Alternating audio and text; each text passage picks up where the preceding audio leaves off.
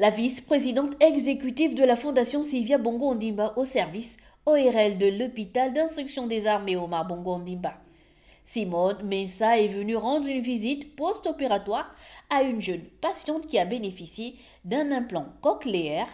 Une présence chaleureuse et réconfortante, cette démarche s'inscrit dans le sillon des initiatives de la Fondation de la Première Dame pour la solidarité et opte pour l'intégration socio-économique des personnes vivant avec un handicap moteur, visuel ou auditif. Aujourd'hui, nous sommes allés dans une autre étape, une étape supérieure avec ce qu'on appelle l'implant cochléaire qui permet à ces enfants, lorsqu'ils sont pris en charge très tôt, de recouvrer totalement l'audition. Ce n'est pas la première au Gabon, il y a eu déjà une précédente opération et aujourd'hui des enfants qui ont été implantés ont intégré les écoles ordinaires et s'expriment très bien.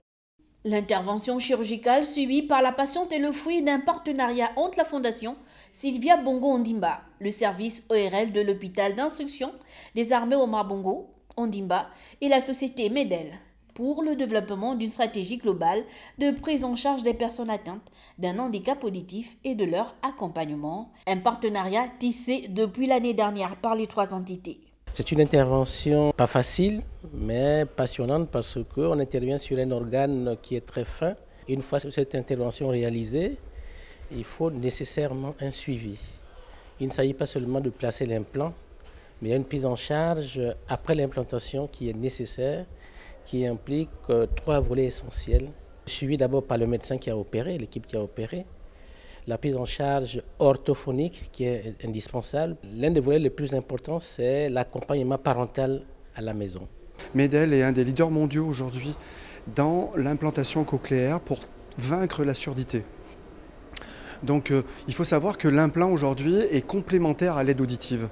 C'est-à-dire que là, quand l'aide auditive n'a plus de fonctionnalité d'amplification des sons nécessaires pour l'oreille, la seule solution pour retrouver l'ouïe, c'est l'implant cochléaire. Dans cette collaboration, la Fondation Sylvia Bongo Ondimba s'est engagée à prendre en charge le coût des implants cochléaires et les frais des actes médicaux, ce qui ne laisse personne insensible.